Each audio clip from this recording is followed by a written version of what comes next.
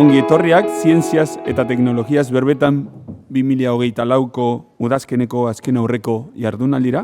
Bienvenidos y bienvenidas a la penúltima charla de las jornadas de otoño. Hablemos de ciencia y tecnología. Este ciclo finalizará el día miércoles 4 de diciembre de la próxima semana con la charla titulada Matemáticas musicales, la historia de la ecuación de ondas. Y esta charla será impartida por el profesor de investigación Luca Faneri. Sin más, le voy a dar la palabra al profesor Michele Moduño, que por parte de Iker Basque ha coordinado este ciclo de charlas para la presentación de nuestra disertante de hoy. Michele. Kaixo, egunon, ¿me escucháis? ¿Sí? Sí.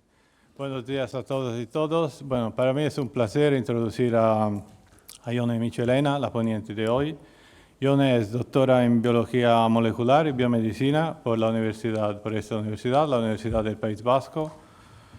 En su trayectoria profesional ha estado en una estancia postdoctoral en Zúrich, en Suiza, desde 2016 a 2019, donde se especializó en mecanismos de reparación del DNA, el ADN.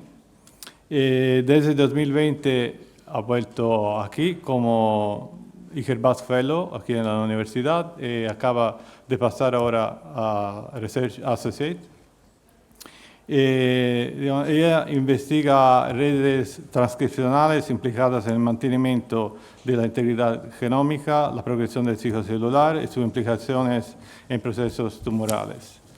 Bueno, le han otorgado varios premios ya en su etapa de estudiante. Obtuvo un premio especial de fin de carrera, un primer premio nacional de excelencia en rendimiento académico, otorgado por el Ministerio de Educación, y más recientemente premios importantes como el premio L'Oréal UNESCO for Women in Science, un proyecto de investigación financiado para personal investigador Nobel de la universidad, y justo en estos días ha recibido una mención especial por su contribución en la ciencia en el País Vasco, otorgada por el Departamento de Ciencias, Universidades e Innovación del Gobierno Vasco y Iker Basque. Bueno, ya podemos empezar, creo. A ver. Bueno, egunon danoi, eskerrik asko Michele por la invitación a esta serie de charlas. Como os ha presentado Michele, soy Iker Basque Fellow de esta facultad y soy IP Junior en el Grupo Consolidado de Biología Molecular del Cáncer. Nuestro grupo consolidado está vinculado al Departamento de Genética, Antropología Física y Fisiología Animal y el laboratorio de investigación lo tenemos en el Centro de Biotecnología María Goiri. Cuando Michele y el decano me invitaron a dar esta charla, me pidieron que pensara un título que fuese atractivo para los estudiantes de los distintos grados que hay en esta facultad. No sé si lo he conseguido, hay bastante gente en el Paraninfo, pero yo les propuse hablar de los vigilantes del genoma y de los mecanismos de estabilidad genómica y su implicación en la patología humana. Y para poder entrar en materia, me gustaría empezar definiendo unos conceptos que aparecen ya en este título. El genoma. El genoma es el conjunto completo de ADN o material genético que un organismo tiene. Y las moléculas fundamentales del genoma son los nucleótidos, la adenina, la timina, la guanina y la citosina. Y es la combinación de 6 billones de estas moléculas, de estos nucleótidos, lo que forman el genoma humano. Otro concepto que aparecía en el título es el de estabilidad genómica, que es la capacidad que tienen las células para mantener la integridad de su genoma a través de generaciones celulares. Y esta integridad, como veremos luego, se ve comprometida cuando hay una acumulación de mutaciones, por ejemplo, en el caso del cáncer. Las mutaciones, como sabéis, son cambios en la secuencia de ADN y hay distintos tipos. Tenemos deleciones que implican la pérdida de nucleótidos respecto a la secuencia original, las inserciones que representan la ganancia de nucleótidos respecto a la secuencia original y las sustituciones que son cambios en la secuencia de nucleótidos. Por ejemplo, aquí la secuencia original es una adenina, una timina y una citosina y en esta mutación la adenina se cambia por timina. Aunque el concepto de mutaciones o el término de mutaciones tiene una connotación negativa, no siempre es así y hay mutaciones que son silenciosas y no tienen un efecto aparente, al menos. Incluso hay mutaciones que son favorables, ya que dan una ventaja evolutiva. De hecho, las mutaciones, siendo fuente de diversidad genética, pueden favorecer la adaptación y supervivencia de las especies. Os pongo como ejemplo aquí el trabajo que llamaron The Mutations That Make Us Human, en el que un grupo de antropólogos y biólogos proponían que lo que diferenciaba al linaje humano respecto a sus parientes próximos, digamos, a los neandertales, por ejemplo, no fue el uso del fuego, sino cómo se adaptó el humano frente al fuego. En este trabajo proponían que fue una mutación que apareció en el linaje humano en un gen implicado en la detoxificación de factores ambientales, lo que permitió a los humanos adaptarse mejor y respirar mejor frente a los tóxicos que producía el fuego. Y en tercer lugar tendríamos las mutaciones más conocidas, que son las que causan un efecto negativo y son las causantes de enfermedades o síndromes genéticos. Entre ellas tenemos las monogénicas, las enfermedades o síndromes monogénicos que se deben a mutaciones en un solo gen, y aquí como ejemplo tendríamos a la enfermedad de fibrosis quística, a las enfermedades cromosómicas que son causadas por mutaciones a gran escala, en los que incluso cromosomas enteros se ven alterados, y aquí como ejemplo tendríamos el síndrome de Down, y las enfermedades o patologías multifactoriales, que se deben a interacciones entre diversos genes y factores ambientales. Y como ejemplo aquí tendríamos al cáncer. Las mutaciones pueden ser hereditarias o ser causadas por distintas exposiciones ambientales, como podrían ser la radiación ultravioleta, los químicos, infecciones víricas o el tabaco. Y además también pueden ser causadas por errores que ocurren durante la división celular. De hecho, cada vez que una célula se tiene que dividir tiene que duplicar todo su genoma, es decir, 6 billones de nucleótidos, para que de esta forma cada célula hija generada tenga una copia completa del genoma. Esta síntesis de ADN es llevada a cabo por unas enzimas llamadas ADN polimerasas, porque polimerizan ADN, y, como he dicho, en cada división celular tienen que duplicar 6 billones de nucleótidos. Sin embargo, estas enzimas no son infalibles y tienen una tasa de error de un nucleótido erróneo por cada 100.000 nucleótidos que sintetizan, lo que conlleva a 120.000 errores cada vez que la célula se divide.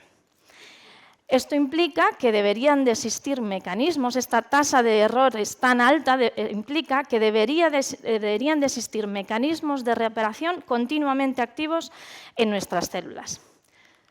De hecho, los humanos tenemos más de un centenar de genes dedicados a la reparación del ADN. Y este conjunto de genes, que os represento aquí en esta red interconectada, representa la familia de genes más amplia de nuestro genoma, lo que pone de manifiesto la importancia de este mecanismo para el bienestar de las células. Signo también de esta importancia, los investigadores Paul Modrich, Ashish Shankar y Thomas Lindahl recibieron en el 2015 el Premio Nobel de Química por sus descubrimientos sobre los mecanismos de reparación del ADN. Y precisamente en esto me especialicé yo durante mi estancia postdoctoral en la Universidad de Zúrich, donde me centré en el estudio de los mecanismos moleculares y los detalles moleculares implicados en la reparación mediante distintas vías.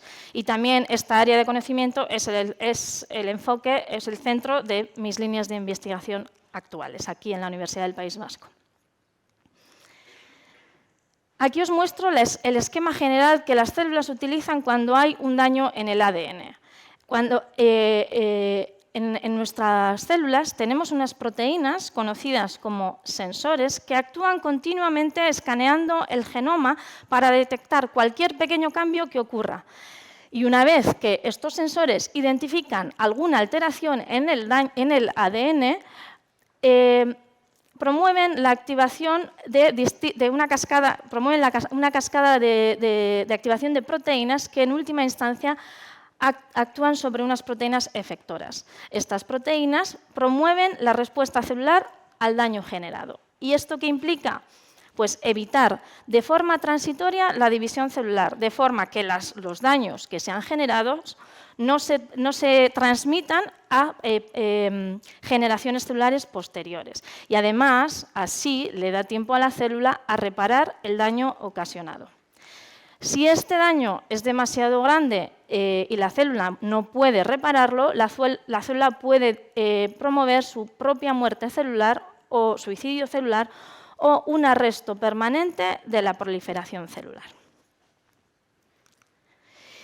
Como os he comentado, hay más de 100 genes implicados en esta respuesta. Y aquí os pongo un ejemplo porque tal vez os suenen estos genes, BRCA1 y BRCA2, cuyas mutaciones están asociadas con un mayor riesgo de padecer cáncer de mama y de ovario y son responsables de la mayoría de los cánceres hereditarios de mama y ovario.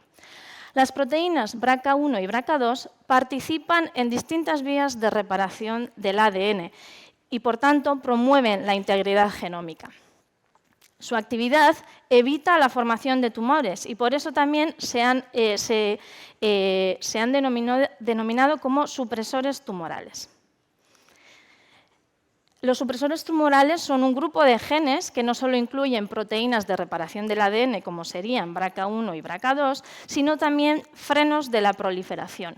Y cuando en la célula ocurren mutaciones inactivadoras de estos supresores de tumores, se puede promover un crecimiento celular descontrolado y una acumulación de daños en el ADN. Y un segundo grupo de genes implicado en la transformación tumoral son los protoncogenes.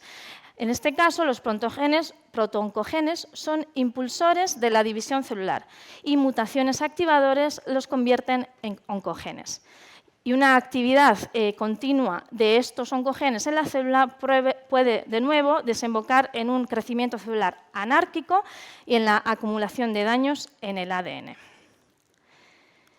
De hecho, las células tumorales tienden a acumular muchísimas mutaciones. Os pongo como ejemplo aquí un trabajo en el que analizaban los genomas completos de muestras tumorales y las comparaban frente a muestras sanas del mismo paciente, detectando de cientos a miles de mutaciones por cada genoma en las muestras de tumores. Esta capacidad que tienen las células tumorales de acumular muchísimas mutaciones también es conocida como inestabilidad genómica y es una característica común del cáncer. De hecho, se incluyó dentro de los conocidos hallmarks of cancer descritos por Hanahan y Weinberg. Además, la inestabilidad genómica se relaciona con la adquisición de muchos otros rasgos característicos de las células tumorales, incluyendo, por ejemplo, la invasión y la metástasis. Por lo tanto, las células cancerosas sobreviven con una capacidad mutagénica mayor, lo que incrementa su inestabilidad genómica. Sin embargo, una inestabilidad genómica excesiva puede provocar la muerte celular. Y, por supuesto, las células cancerígenas quieren garantizar su supervivencia y, por ello, requieren de mecanismos para evitar la acumulación excesiva de daño en el ADN. Se ha propuesto que la dependencia que las células tumorales tienen respecto a estos mecanismos de respuesta y reparación del daño podría ser una vulnerabilidad del cáncer y que ésta podría ser explotada terapéuticamente. La idea en esta estrategia sería que inhibir los mecanismos de reparación induciría tasas catastróficas de inestabilidad genómica en las células tumorales, promoviendo su muerte. Además, la dependencia que las células tienen frente a los mecanismos de reparación aumenta en presencia de quimioterapia clásica, que precisamente lo que induce para matar a las células cancerosas es daño en el ADN. Es importante recalcar que además esta estrategia podría tener poco efecto en las células normales, ya que estas son genómicamente estables y, por tanto, no dependen tanto de los mecanismos de reparación del daño en el ADN. Debido a esta oportunidad terapéutica que se presenta aquí, hay muchos grupos interesados en entender en entender estos mecanismos de reparación de los que las células tumorales dependen. Y nuestros trabajos y trabajos de otros grupos de investigación han sugerido que los factores de transcripción E2F regulan los mecanismos de reparación del daño en el ADN. Los factores de transcripción E2F es una familia de proteínas que regulan la expresión génica uniéndose al ADN y en concreto regulan la expresión de muchos genes implicados en la división celular. Debido a la implicación de E2F en la división celular, no es sorprendente el hecho de que las células tumorales presenten habitualmente niveles de expresión de E2F elevados. En este trabajo, por ejemplo, quisimos analizar la expresión de E2F en pacientes con cáncer de próstata. Y para ello utilizamos datos de expresión génica depositados en bases de datos. Utilizando herramientas bioinformáticas, analizamos la expresión del factor E2F1 en muestras sanas o normales, en muestras de cáncer de próstata y en muestras metastásicas, observando que la expresión de E2F1 se ve incrementada en las muestras de cáncer de próstata y en especial en las muestras metastásicas.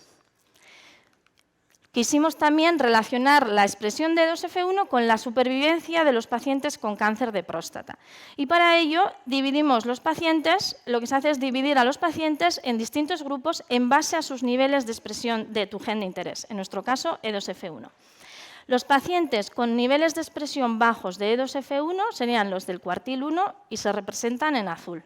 Los pacientes con expresión alta de E2F1 o cuartil 4 se representan en rojo y los pacientes con expresión intermedia de E2F1, cuartil 2 y 3, se representan en verde.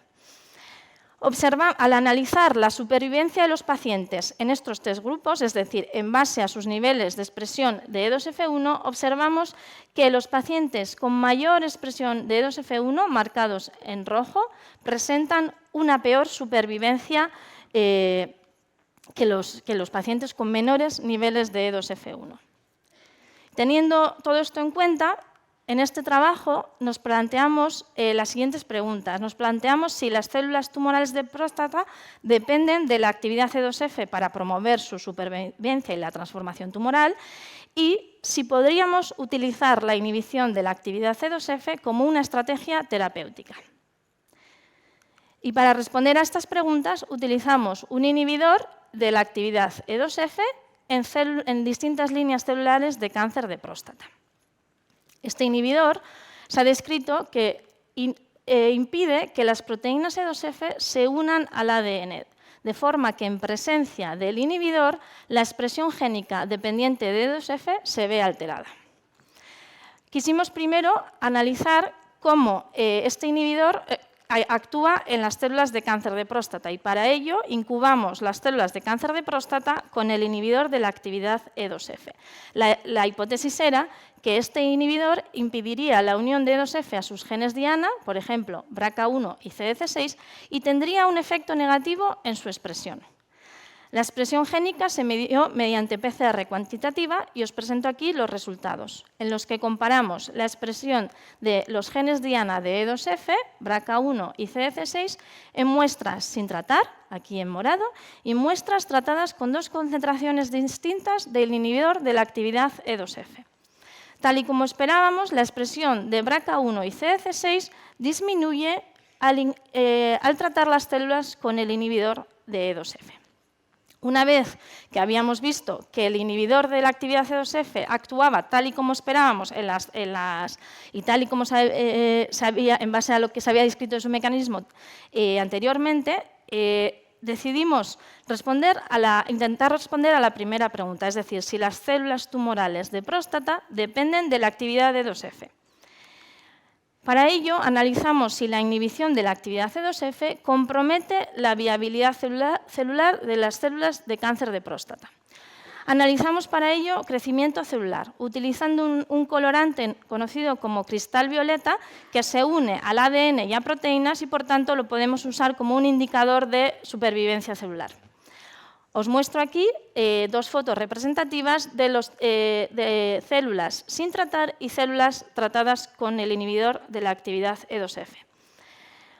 Cuantificamos los niveles de colorante y pudimos concluir que, en efecto, la inhibición de E2F compromete la viabilidad celular de las células de cáncer de próstata. Queríamos conocer los mecanismos subyacentes a esta viabilidad comprometida y, por eso, nos preguntamos si inhibir la actividad de E2F aumenta el daño en el ADN. Para estudiar daño en el ADN necesitamos marcadores específicos de este tipo de daño. Y uno de los primeros eventos que ocurre ante daño en el ADN es la fosforilación de la proteína de la cromatina H2AX, una fosforilación en su serina 139. Y esta fosforilación desencadena toda la respuesta de daño en el ADN. En el laboratorio podemos detectar esta fosforilación utilizando un anticuerpo específico y, además, si marcamos este anticuerpo específico con una molécula fluorescente, por ejemplo, un fluoróforo verde, podemos evaluar la fosforilación de H2AX mediante, por ejemplo, microscopía de fluorescencia o citometría de flujo. Así es como se ve una célula dañada. En este caso hemos teñido el ADN con un intercalante de ADN que fluoresce en azul y con un anticuerpo contra la fosforilación en H2AX con fluorescencia verde y, por tanto, las regiones del genoma que están dañadas aparecen en verde cuando lo observamos en el microscopio. Utilizamos este anticuerpo para estudiar si la inhibición de E2F provoca, en efecto, un aumento de daño en el ADN. Y aquí os muestro los resultados, en el que cuantificamos el porcentaje de células positivas para la fosforilación en H2AX, es decir, el porcentaje de células dañadas. Y concluimos que, en efecto, la inhibición de E2F provoca un aumento en el daño en el ADN, lo que sugiere que las células tumorales de próstata dependen de la actividad de E2F para mantener tasas aceptables de daño en el ADN. Como os he mencionado anteriormente, el mecanismo de acción de la quimioterapia clásica es aumentar daños en el ADN y, por tanto, nos preguntamos si la actividad E2F podría estar implicada en la respuesta a quimioterapia. Un fármaco muy utilizado en quimioterapia es el 5-fluoracilo. Sin embargo, es sabido que las células de cáncer de próstata resisten muy bien a este tratamiento de quimioterapia. Por lo tanto, nos preguntamos si la actividad E2F podría estar implicado en el desarrollo de esta resistencia. En primer lugar, quisimos analizar los niveles de proteína de E2F en presencia del fármaco quimioterapéutico 5-fluoracilo. Para ello utilizamos la técnica de Western blot, que nos permite visualizar proteínas, utilizando anticuerpos específicos contra nuestra proteína de interés. Y, en efecto, observamos que los niveles de expresión de E2F1 se ven aumentados en presencia de 5-fluoracilo. Por lo que nos preguntamos si podríamos aumentar la sensibilidad de las células de cáncer de próstata al 5-fluoracilo si inhibiésemos a la vez la actividad de E2F. Y para responder a esta pregunta lo que hicimos es combinar los dos tratamientos, el 5-fluoracilo y la inhibición de la actividad E2F. Estudiamos el crecimiento celular de nuevo utilizando el colorante cristal violeta.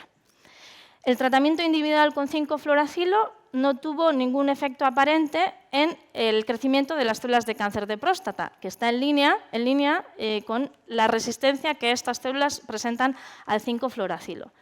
Sin embargo, cuando combinamos ambos tratamientos, el 5-fluoracilo con el inhibidor de E2F, se redujo significativamente la supervivencia de las células de cáncer de próstata.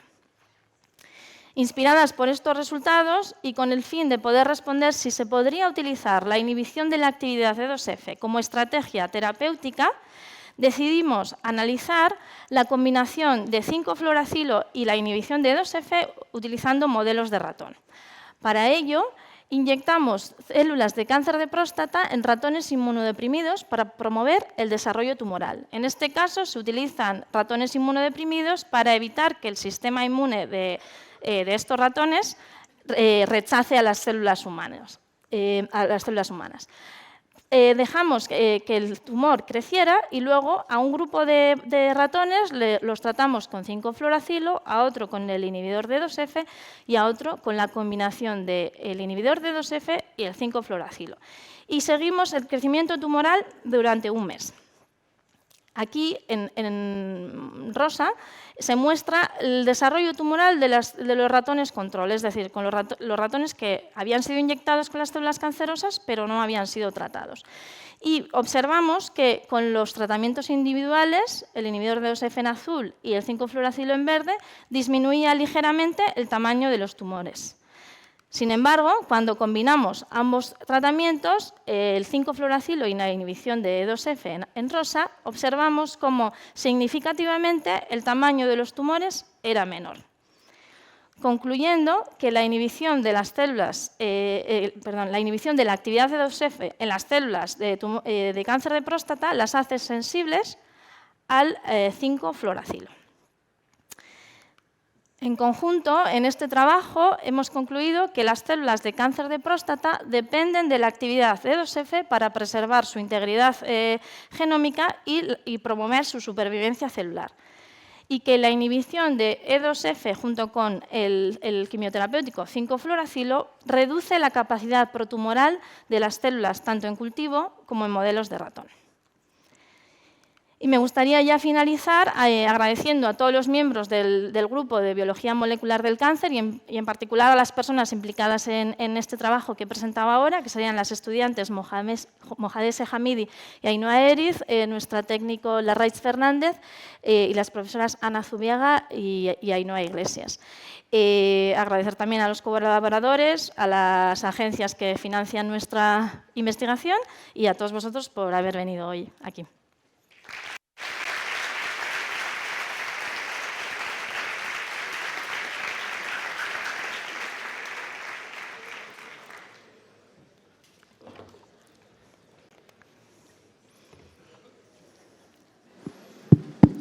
Bueno, gracias, Ione, por la charla interesantísima.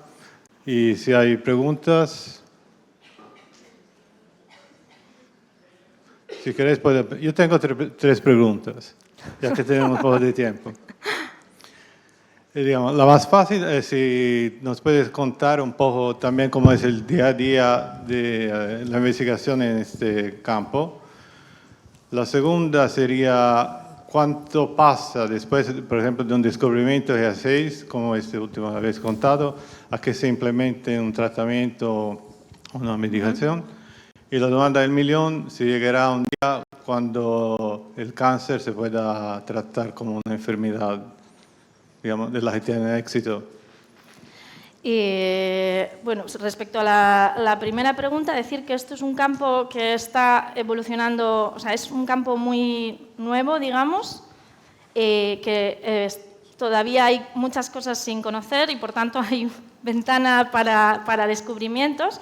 Por supuesto, hay muchas incertidumbres porque hay cosas que no se pueden dar muchas cosas por hecho en este campo, supongo que como en todas las áreas de investigación, pero en particular en este campo son cosas muy recientes que están evolucionando mucho. Entonces, por un lado, puede ser un poco decir que podría ser algo que no sabes muy bien cómo dar bien los pasos, pero a la vez a mí me parece excitante poder tener esa oportunidad de participar en este conocimiento.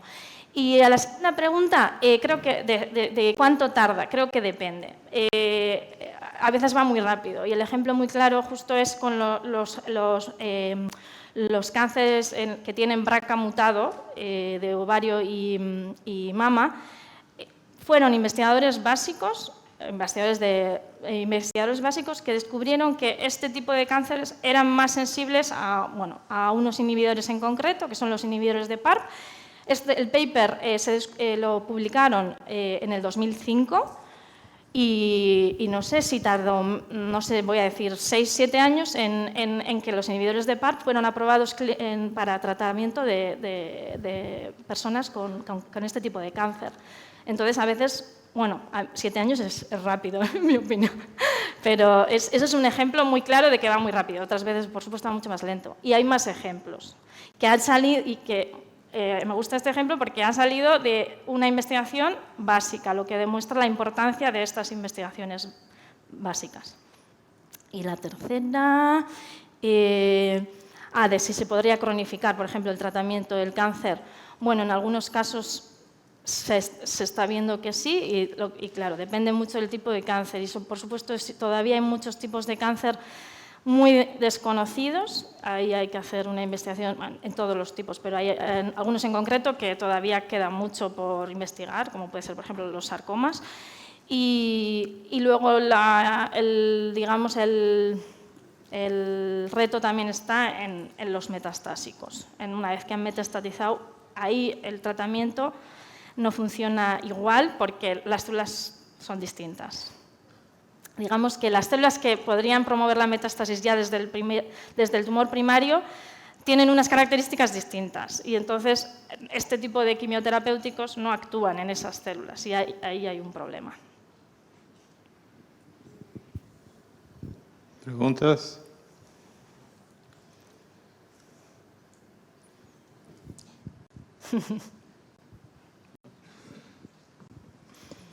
¿Cuál sería uno de los métodos, por así decirlo, mejores para poder tratar el cáncer? O sea, entre la radioterapia, quimioterapia, radioterapia y demás, ¿cuál sería el más efectivo? A ver, no te sé contestar porque creo que depende tanto del tipo de cáncer y es tan variable de persona a persona porque, como os he enseñado antes, las células cancerosas acumulan de cientos a miles de mutaciones y todavía no sabemos cuáles son, simplemente porque tienen esa capacidad y no tienen ningún efecto, y cuáles están realmente promoviendo la progresión tumoral. Algunos casos son muy, muy evidentes, digamos, receptor de hormonas positivo, entonces en esos casos que es evidente se sabe que hay terapias, digamos, más dirigidas, pero depende mucho del tumor y no te sabría contestar. Creo que seguramente lo más importante es combinar distintos tratamientos, porque los cánceres son súper heterogéneos.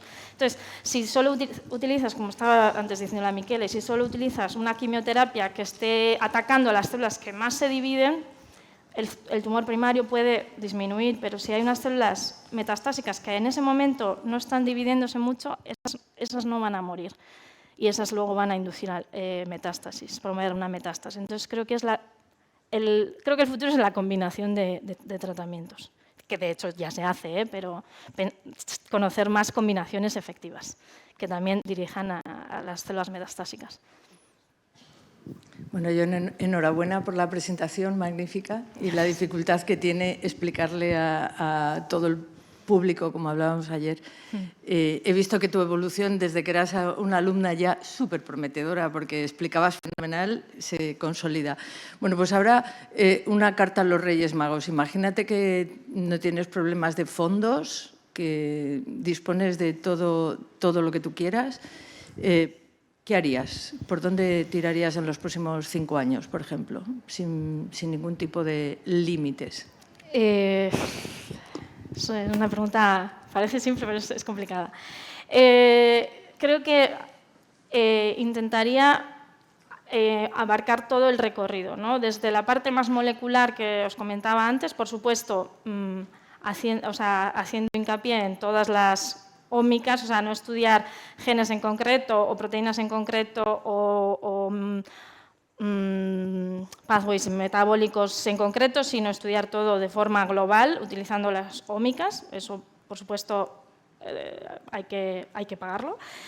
Y luego intentar llegar a modelos más representativos de lo que sería el cáncer, ¿no? Intentar tener muestras de pacientes, desarrollar modelos tridimensionales en el laboratorio, como ya se hace, y ver si las cosas que vamos identificando y analizando en nuestras líneas celulares o incluso en los ratones se verifican en modelos un poco más representativos de lo que es luego en los pacientes. Sí.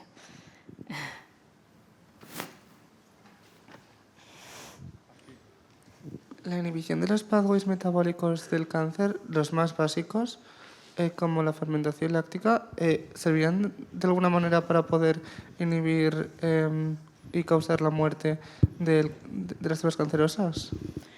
De las células cancerosas.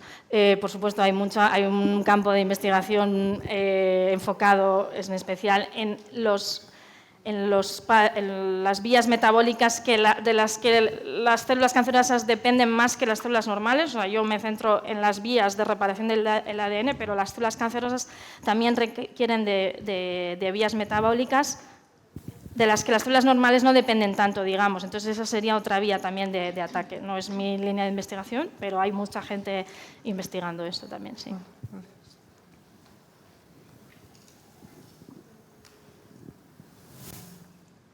¿Y algún consejo para algún estudiante que quiera empezar este camino? A ver, a mí lo que decía antes, a mí me parece, o sea, yo si volviese atrás creo que volvería a tomar esta decisión. Me parece un trabajo súper, es que me sale la palabra excitante, súper motivador.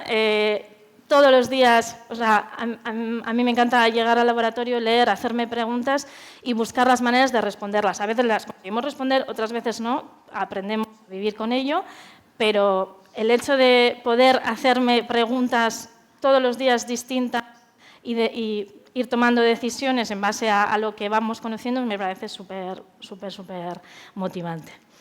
Así que yo a los que tienen ganas siempre animar, siempre. Bueno, muchas gracias, Ione, por la charla y por transmitir la pasión al alumnado por lo que estás haciendo.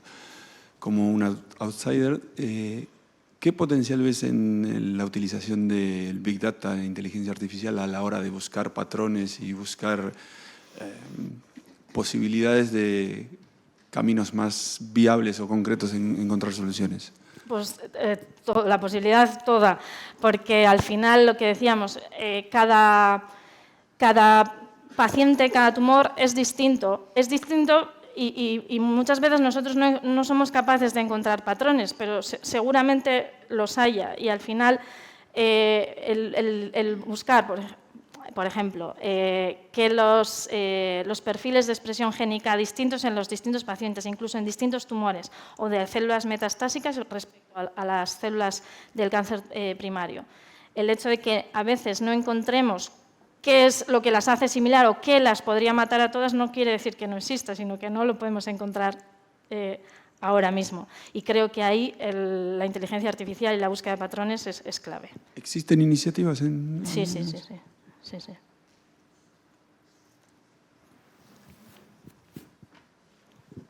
¿Por ahí? Gracias. Respecto a los fármacos que has comentado para poder tratar el cáncer, que decías que afectaban también al final pues, a las células normales, sanas, entre comillas. Claro, o sea, has dicho como que en principio acaban teniendo una tasa aceptable de errores en el ADN, pero también va a afectar aunque se dividan menos. Entonces, ¿cómo determinas hasta qué punto el daño que se produce en las células sanas, digamos que es aceptable teniendo en cuenta o sea, el beneficio que puede causar? Bueno, tienes toda la razón. Por eso también hacían hincapié en la combinación, porque eso te da la oportunidad de bajar concentraciones de cada fármaco. Yo no te sé contestar, creo que ahí son los oncólogos los que tienen que ver, dependiendo de pacientes y de muchas variables que no te sabría contestar. Pero, en efecto, lo que hay que... La parte positiva de la combinación es esa, que nos da la ventaja de que se pueden disminuir, en principio, las concentraciones de los fármacos. Vale, muchas gracias. Gracias.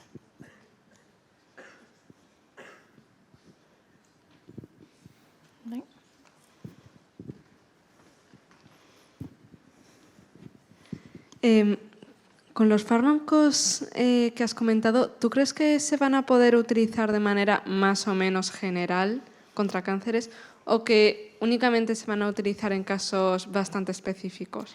A ver, el 5-fluoracilo se usa ya, no en cáncer de próstata, pero sí en otros tipos de cáncer, como el cáncer de colon. Es uno de los fármacos de primera línea para el tratamiento de cáncer de colon. O sea, esto es algo, y eso es lo bueno de intentar utilizar fármacos que ya están en la clínica, porque no tienes que pasar por toda la aprobación, digamos. El inhibidor que os he presentado no tiene futuro en la clínica. Esto era un trabajo de prueba de concepto para estudiar la actividad C2F. Este no, porque la concentración que utilizamos es muy alta. Lo que sí que se puede hacer, no he entrado en la vía, pero reguladores de la propia actividad C2F, digamos aguas arriba, son las proteínas CDK e inhibidores de CDK ya están en la clínica para el caso de cáncer de mama. Entonces, esos inhibidores sí se podrían llegar a utilizar.